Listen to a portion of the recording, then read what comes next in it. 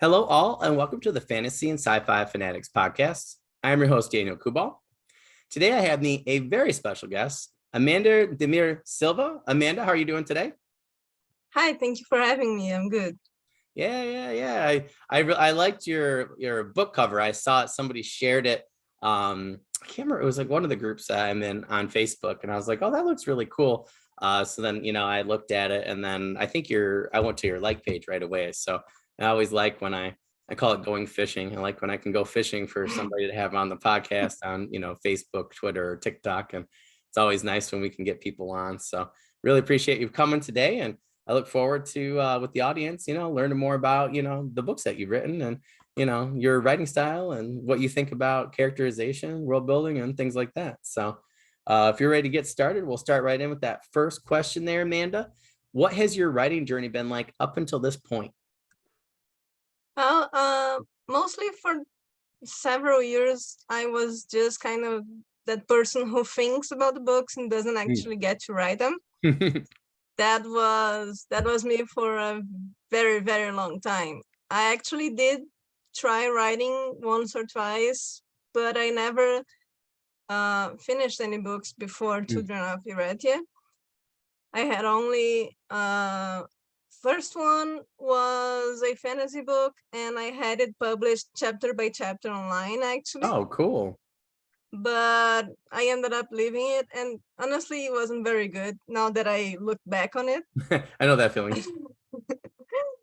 Like, when I look back on it, I realized that a lot of the planning I did wasn't as careful as it should have been. And so it was just, it wasn't something that I would have done now. So I think it ended up being a good thing that I didn't finish it, but maybe I'll go back to it sometime and redo the whole thing. And then last year, no, actually 2 years ago, I figured, I'm gonna join Camp NaNoWriMo and I'm gonna try and actually get this done. And then I did it again last year, and just this year I kept writing it and ended up finishing it this time for real. That's awesome. and so just actually finally went to from just thinking about it to finally finishing one book. And then I just had to learn the whole self-publishing thing like right off the bat, because I hadn't actually done any research on that before I finished the book. And then I just went and learned the whole thing and released it as soon as I was ready for that. Oh, that's awesome. Well, I have to say, I've talked to quite a few people, and I definitely know that feeling with, we always call it the first book blues, where you write the first book and you're like, oh, I can do this. And then, mine, I'm trying to figure out how to fix it. And it's like, I think I have to go back later when I'm more experienced and fixed it. And Kelly McCullough, when I had him on, he said that he did that with one of my favorite series, his Fallen Blade series. So it's interesting that you say that. I've heard a lot of authors recently say, yeah, that first book wasn't great, but then when I learned how to fix it later, that ended up being like my bestseller, or that ended up being my, one that I sold the most. So it's interesting when people go back and that's like their third and fourth book that they publish. That's the book that always seems to do really well for them. So I always think it's a really interesting story. So I look forward to, the day where you go back to that one and are like, yeah, because that seems to be the moneymaker or the one that people, enjoy the most. So it's really interesting. Yeah, maybe it's like you have the story in mind and you have something good in there, but you don't have the experience that you need for that. So you go back there and it ends up much better.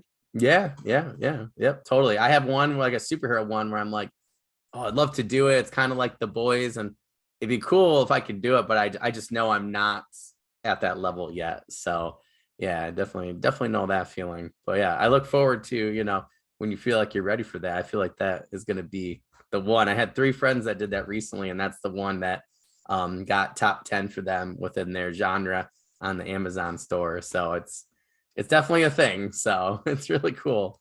Yeah, it's interesting. So what genres do you currently write in, and why? I write both fantasy and horror. Oh, But cool. for horror, it's like I do short stories. Oh, cool. And then for fantasy, I write longer ones. Mm. It's like I don't know if there's any logic to it. It's just how it feels better to me. Just so like I have written stories for magazines here in Oh, Brazil, cool. Oh, that's awesome. and then those are horror or close to it, if not just outright horror. And then for books, I like writing fantasy. What kind of horror do you like writing?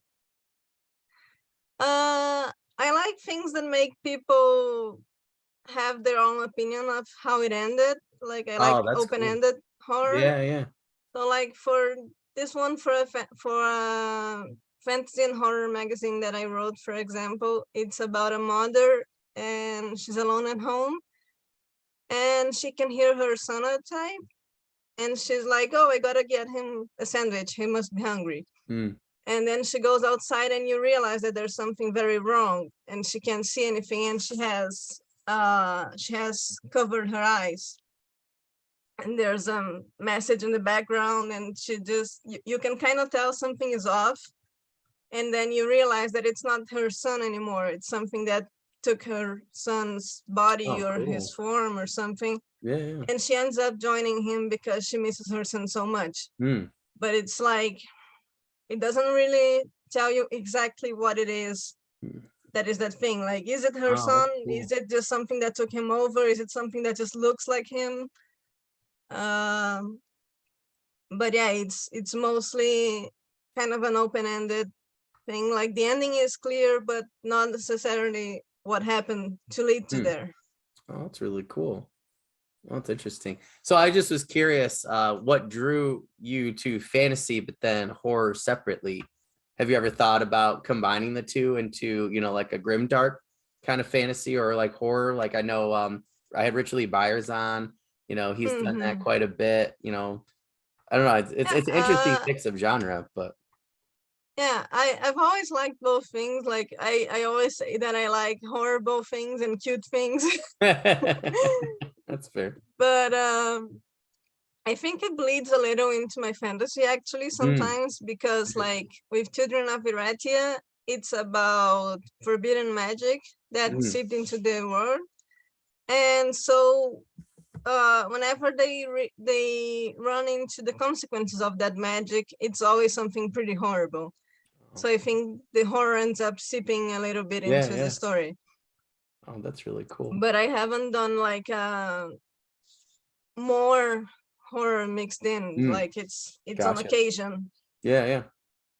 Oh, that's cool. When I talked to Richard Lee Byers, he like called me on. He's like, "You seem to like." So I was talking about a couple of different people's fantasies, where the horror is in there. I'm like, I was like, I like those elements of horror and I like those elements of fantasy, and I feel like when they do bleed into one another, I think it really, it really adds like a whole different spin onto the fantasy genre, and I don't know. I think they're just really, really interesting books. So yeah, that's really cool. Well, that's a really interesting, way to put it, Reese. Kind of like it kind of bleeds in there and, you can kind of see the consequences. I like that term, consequences of the magic. So, and I think that that's a good way to put it, right? Because I do think magic, if it, was real in our world, would be, have some horror elements to it, like maybe it's uncontrollable or, you're not sure what would happen in X, Y, and Z or in these different situations. So I think that's a good way to put it. Definitely going to quote you on that one. Consequences of magic. That's a really good one. I like that. What's super cool. Like I said, I like both of those genres. So somebody I had a horror. I'm trying to get some more horror authors on, and they're like, well, it's a fantasy and sci-fi podcast. I'm like, I know, but I'm like, you can learn a lot from horror writers. I feel like there's just so much, suspense and there's so much build up, and I just, yeah, I think it's a Yeah, and I mean, you don't have to be a writer of just one of the two. Like you can be a fantasy author and a horror author. You can be sci-fi and horror. Like you yeah, can yeah, mix them. yeah. Look at Like Alien. I mean, Alien is yeah, both sci-fi and yep, horror, and that's it's great. really great.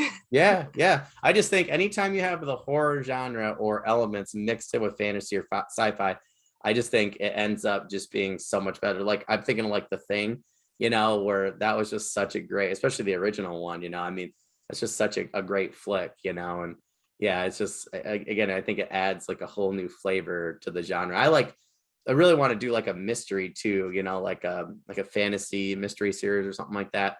Maybe like a fantasy, like a Gaslamp fantasy with like a CSI kind of person or something.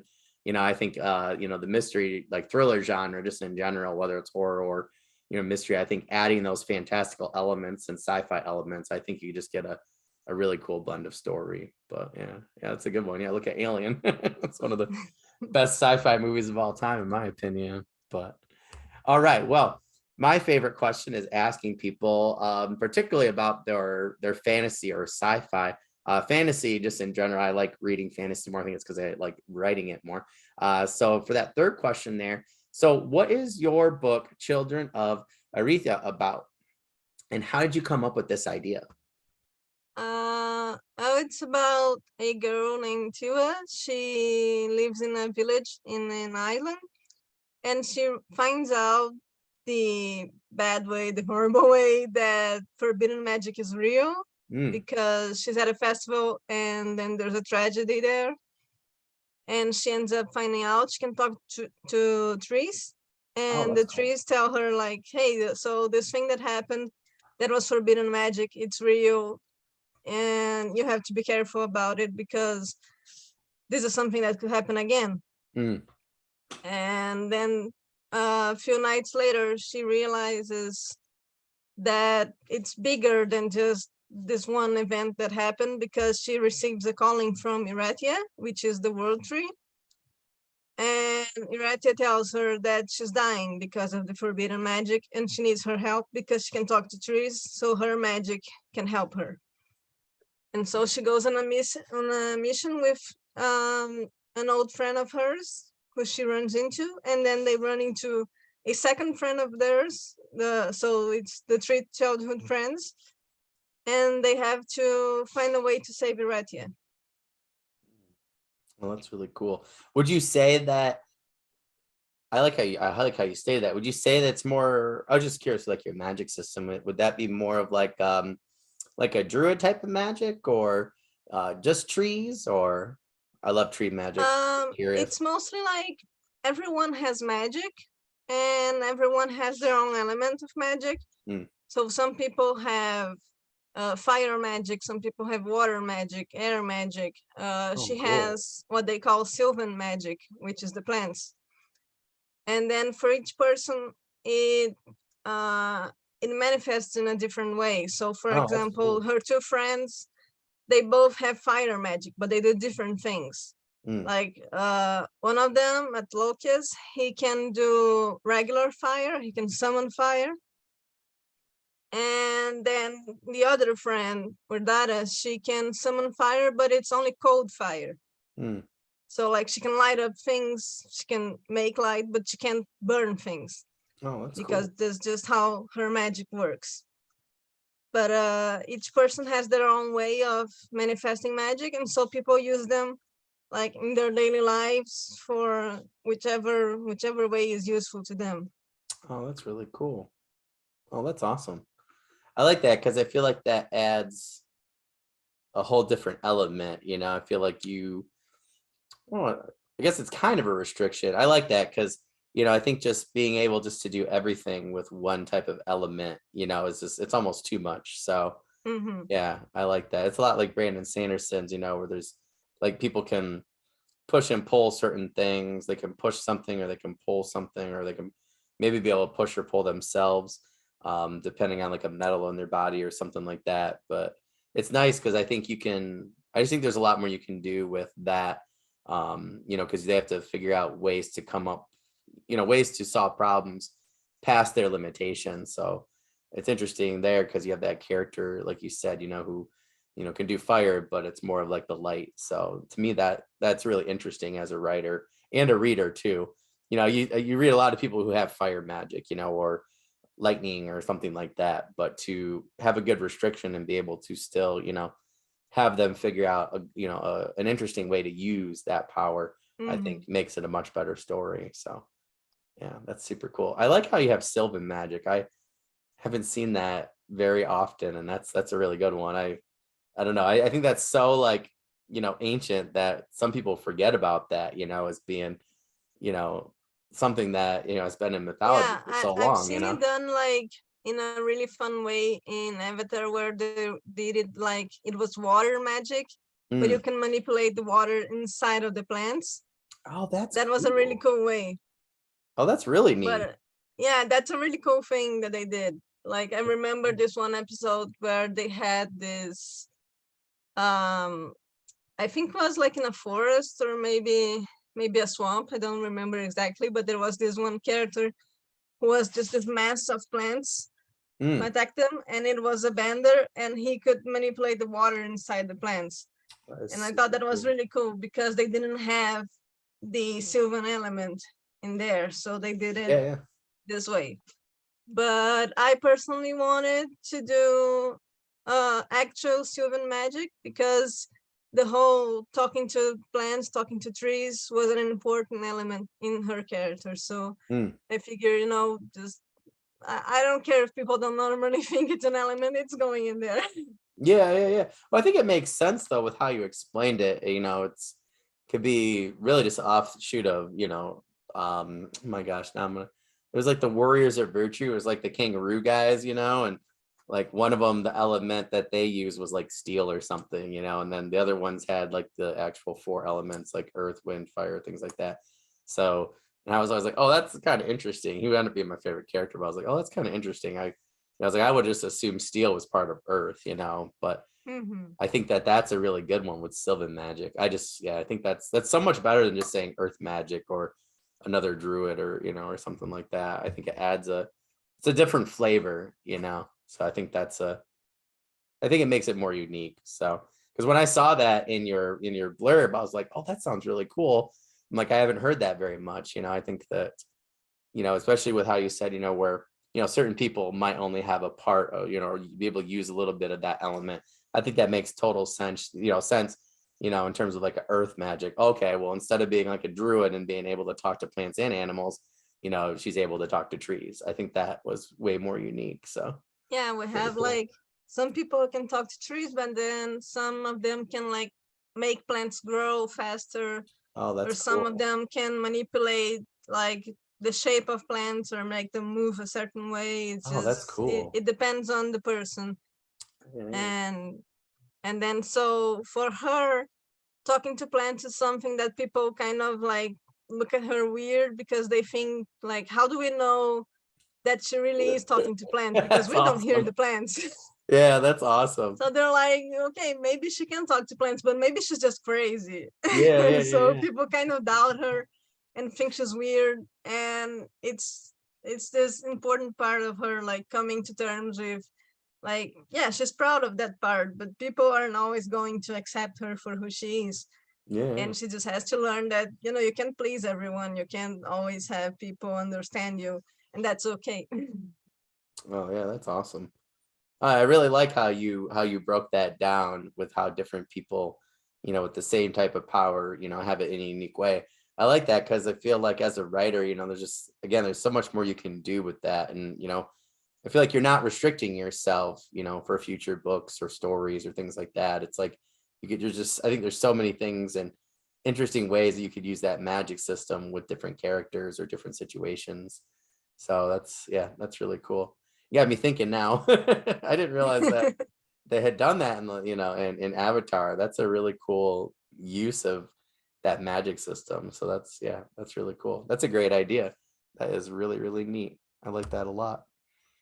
I would totally talk to trees. Like animals would be cool, but I pass these two trees as I come home every day from work out of town away. So it's about 40, 45 minutes. And particularly in the fall, I mean, you can almost just feel how old they are. And people like have told me they're like got to be like almost 200 years old. And I'm like, I just want to like ask them, like, what have you seen? And like people build the highway around them.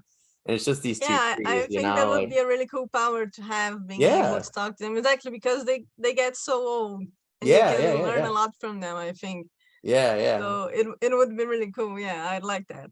Yeah, it'd be cool. Like my parents, they have one that they came and took one little part down. The county did, and then they were like, oh my gosh, they're like, we already found like it's so, such and such years old. And I was like, oh, you just know that from the one set of rings from the one spot? They're like, yeah. And I'm like, wow, is it, so how old is it? They're like, well, the house is like 175. So they're like, this is like 195. And I'm thinking like, that's almost 200 years old. Like, you got to think of how, what that tree saw on the same property is. It's got to be, it's got to be really crazy. So yeah, I think that'd be a really cool power to have. You got to wonder what they would say, and like how they would say it. And I always thought the Ents were really cool in Lord of the Rings.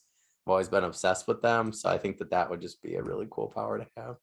You should do that for like your website. Like, which power would you choose? Like that'd be like a Oh really yeah, cool that like would be quiz. cool. Yeah. Yeah, that'd be like a really cool quiz. Like I always loved those back in the day. Once I discovered the internet, we did that. Like, Yeah, which element would you have? That would be yeah, cool. yeah, Yeah. yeah.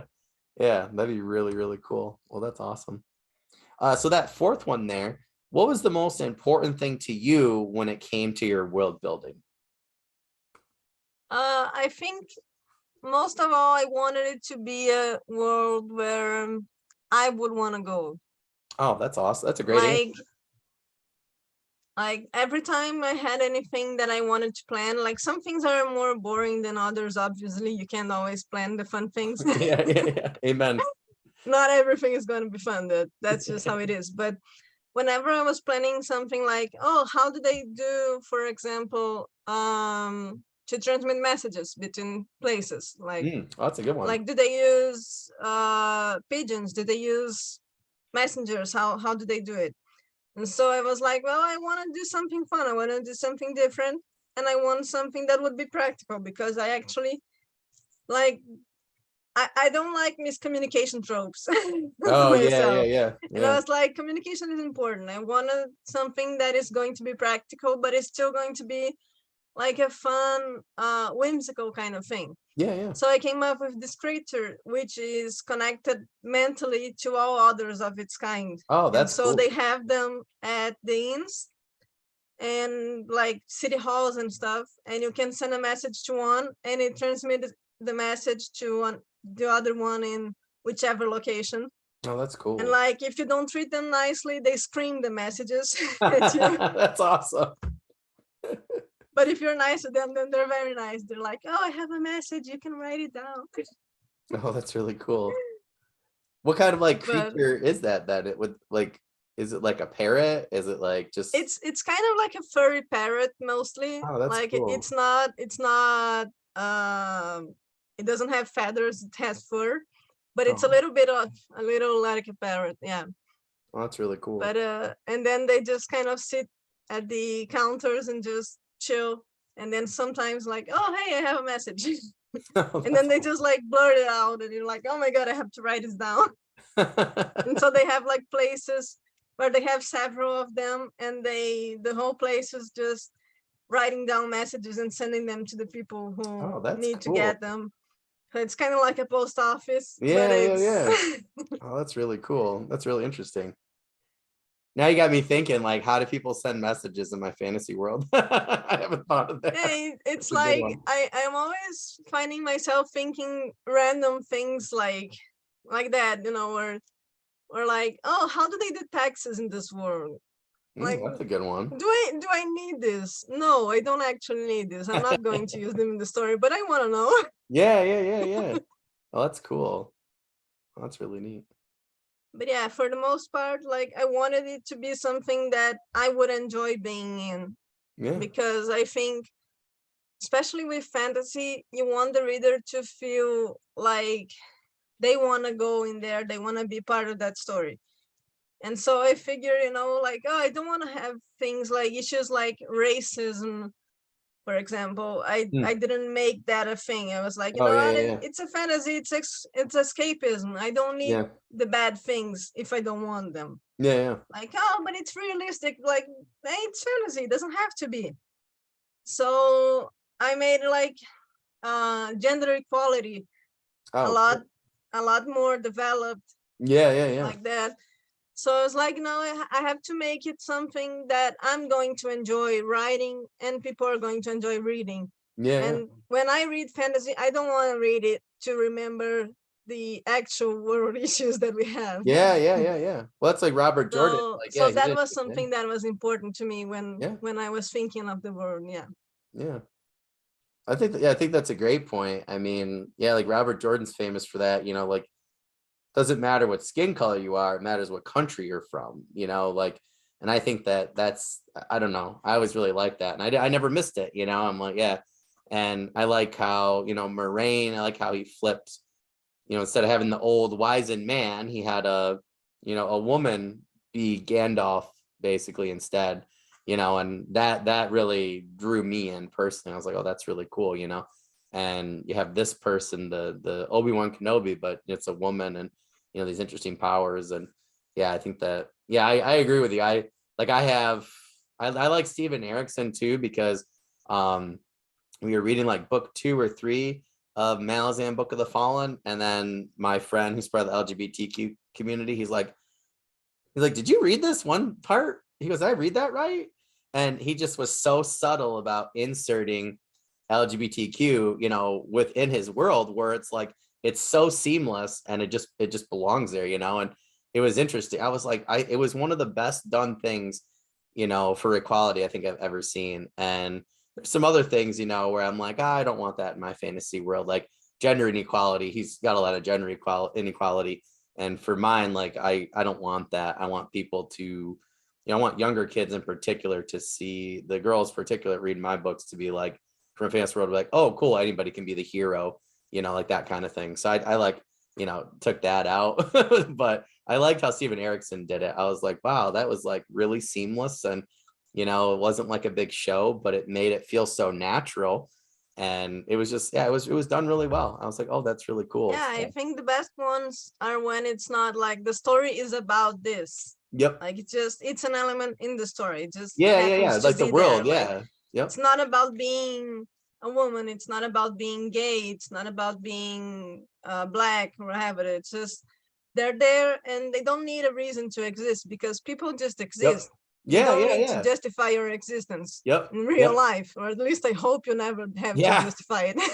Yeah. And I think that's the so biggest problem, is most people now, that's what they feel. And it's like, no, that's why I said to one person, they got upset with me. I'm like, they're just people. I'm like, people are just people. I'm like, just let them be people. Like, yeah, like I always see people complaining, like when people have issues with diversity and things like that, they always go like, oh, it's not realistic, you can't have a it's person fantasy.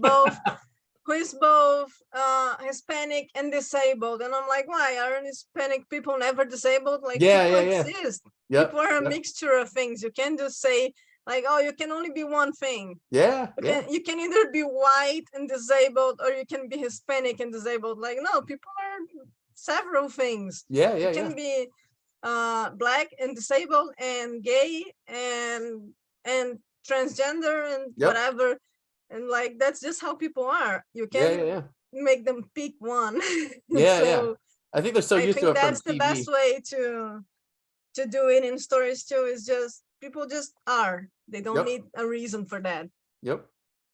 Yeah, I think you said it really well there. Yeah, I agree. I think people just are. And yeah, I like writing it that way. That's how I see it. And I had a friend recently is like, oh, I don't know if people are gonna like this. I'm like, I don't care if they do. I'm like, I'm not looking, they're not my audience then, I'm like, I want people that are like, oh yeah, that's cool. Like, it's just, people are people. And yeah, I do think it's like, that's like, I think the problem with TV, is that this character is, in a wheelchair, like, or this character, it's just that one thing. And I totally agree with you. It's like, no, they're a whole different person than, we give them credit for. This person, I think that's like jobs too, like, oh, this person's a teacher. It's like, well, what else do they do though? Like, that doesn't make up their whole being, and I met a guy recently that does some of the coolest art I've ever seen. He's like, oh, I'm a delivery driver. I'm like, well, that doesn't really, express who you are, as a person. That's your job. But it's like, like, who are you? And I think that's a big way to think of world building, is like, who are the people in your world, and, what do they do, beyond the things that they do, like the society things. So yeah, so that's like, where you have these, creatures that correspond over great distances. I mean, that's awesome, because it's like, when you move, it's like I always think I always want to be able to teleport, because I live 8.5 hours from my nephews, and I got one here in town, but it's like I would love to be able to teleport, just like right now, so 2 hours, bam, I'd be there in a couple minutes, and then I could sit there for 2 hours and then be back, and I always think about that. I'm like, oh, that'd be really cool, so it's cool Yeah, that that you would did be that with nice. messages in a fantasy world. That's really neat. Mhm. That's awesome. And now you got me thinking world building a little bit differently there. Now I want to know how my people do their taxes. Well, I had this one idea, and that's kind of the same thing where I'm like, would you have I was like, in my fantasy side, I was like, would you need like like a CSI, like a fire investigator? And I thought it'd be cool to make them like somebody that could, like you said, like not fully control fire, but have some sort of, ability with it to determine and be like a arson investigator, and I just thought it just sounded really cool. I'm like, well, I'm like, it adds a whole different flavor, it's like a thriller, but it adds a whole different flavor in a fantasy setting. And then it made me think like, well, what else does my fantasy world have? Do they have a fire brigade? Do they, have fire departments? Are there mages that put out fires? Like, then it just got like way too fun. But I think that is some of the best world building. So yeah, that's a really good one. Now I got to figure out how they send messages in my world. So for that fifth one there, when it comes to characters and their development, what is your strategy or strategies for making them feel unique or real? I think mostly like what we were just talking about, where nobody is just one thing. Yeah. And also kind of like I look at it in this way, like, what is the role of this character in the story? What do I need from them? Right. And so I write around that. But mostly, honestly, they kind of form themselves. Yeah, that's a good way to put it. Yeah. They kind of develop themselves, and I just maybe guide a little bit, like, oh no, I need to go this direction right now. But next thing I know, it's gone a different direction. I'm like, okay, fine, that we can work around that.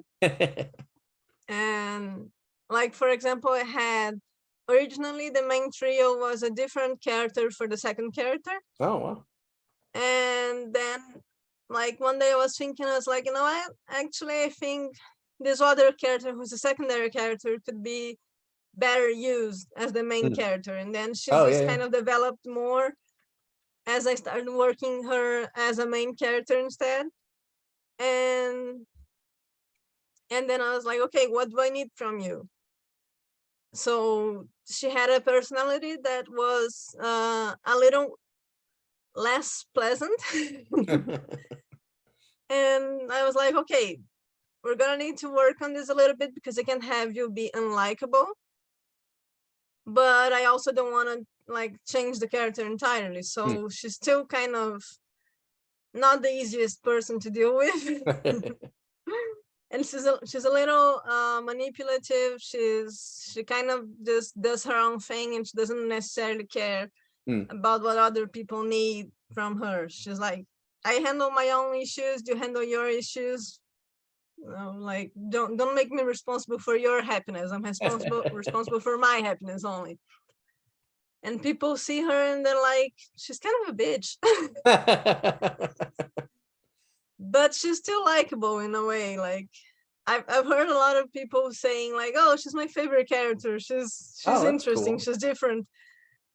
And I think that's kind of how it goes. Like, oh, I need you to go a little bit more in this direction, but I'm going to mostly let the character develop itself in a way that is, how do I put it, like organic? No, yeah. That's a good way to put it. Because I think that makes for the best characters, like, just they end up more real to me that way, I think. Yeah. Oh, that's a really good way to put it. I had one character tell me, she goes, yeah, I'm not in this book. I'm like, what? So I took her out, put a different character in there, and then I was going through with draft 2, and I was like, this character isn't in this book either. Then the other one came knocking. She goes, actually, I am in this book. My love interest is this guy instead of this guy. And I was like, oh my God. I was like, that's such a great idea. I was just like, I'm like, oh, I was like, why did I not think of that? And I was talking to a buddy of mine. He was like, "Don't you love that when they just decide their own thing at a certain point?" I'm like, "I guess." I'm like, "Would have been nice if she decided that right from the get go, or I did, and not have to, get through two Yeah, drafts I to I figure it have this out." other story which is still in development, which has the main character. She kind of does that. She's like, "Oh, I like this one guy," and then no, actually, never mind. I don't like him. Leave him alone. Or like, actually, I want this one. Wait, no, no, no. I want that one. And now, like, she settled down for now, but I don't know where it's going. By the time I write the actual story, who knows Yeah, where yeah, it's yeah. gonna go. Oh, that's awesome. And I'm like, okay, you just do whatever you want, fine. Yeah, You yeah, just do your thing. Eventually, we're gonna have to settle down somewhere because I'm gonna have to write this, and then I yeah. can't change it anymore. So you're gonna have Yeah. to make up your mind. But until then, you just change whatever you want. That's fine. Oh, that's awesome. That's really funny. Yeah, I definitely know that feeling. Yeah, that's what I said last night when I was writing down notes, and then she was like, "I don't really know." I'm like, "Nope." I was like, "You said it." I was like, "It sounds good." I was like, "I don't even care at this point." I was like, You guys are together and you're gonna do the thing." And I was thinking back to the trilogy, and I was like, "Oh my gosh!" I was like, "That's such a better idea." So yeah, I told her I was like, "Sorry," and yeah, she was kind of yelling at me in my head, but I was like, "Nope." I was No like, "You already taking said back it. It now. sounds better." Yeah, exactly. Yep. Like, you should have figured it out sooner. So yeah, it's funny how your mind works that way, like where you're trying to solve a problem and it literally works out almost like a movie or like a TV show in your head, or there's always some sort of drama with characters. But my friend says, like, he's written like 10 different books at this point, but he's like, well, that's when you got a really good character, is when they start to speak to you, in that way. So I was like, well, she could be a little nicer about it, but it is what it is, I guess. But But they can't all be nice to you. yeah, that's true. Yeah. Yeah, that's true. Yeah. Well, she needs to be a little gritty because she's one of my tougher characters. So, especially by like book 3, I was just like, oh man. I told her, I was like, you're gonna have a really good arc. So I was like, I don't know why you're like, splitting hairs here about this and that. But yeah, it was interesting. Yeah, that's awesome. So how many books do you plan in this current setting, and with these characters, or have you decided yet, or have you not decided yet? So far the plan is 3 books. Oh, cool.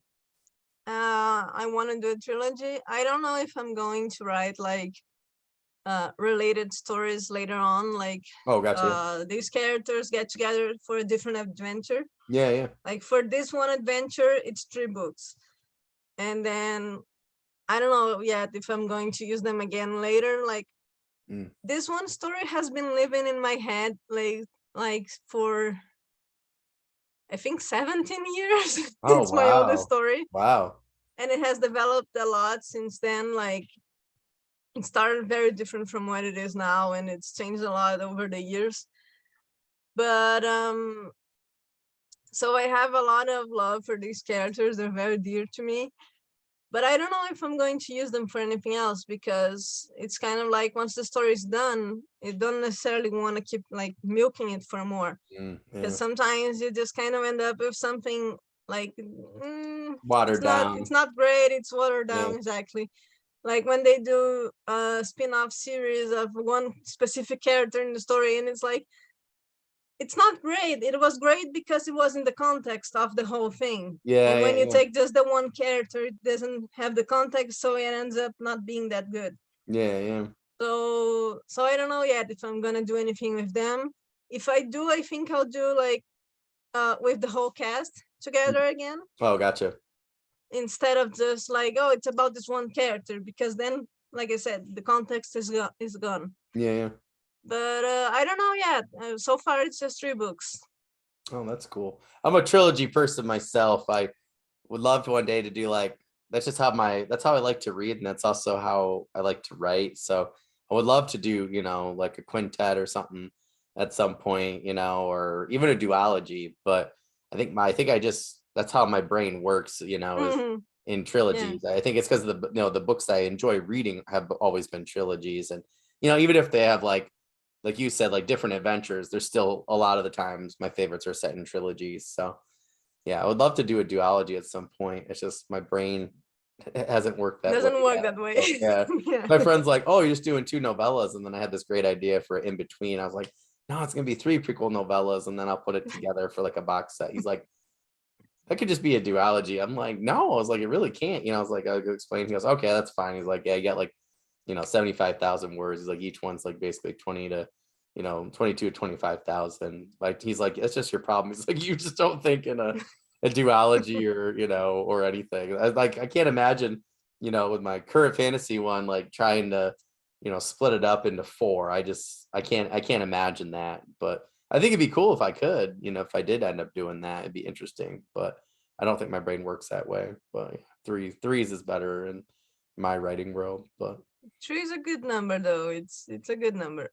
yeah, well, I mean, I've seen people do two, and it's really worked. With the duology, I've seen people do four. And I hate when they cut stuff, that you could definitely use and make a really, like a part one, kind of like the Deathly Hallows or whatever, like a part one, a part two, and then you get more of a book. I had a couple that I read like that where I was like, oh, there could have been like a whole, like exploration of X, Y, and Z. So there were a couple I read recently were trilogies where I was like, I really did wish that, they had done four, or maybe somebody read a, wrote a standalone, but I wish they had written, a duology instead. So yeah, Mm. definitely.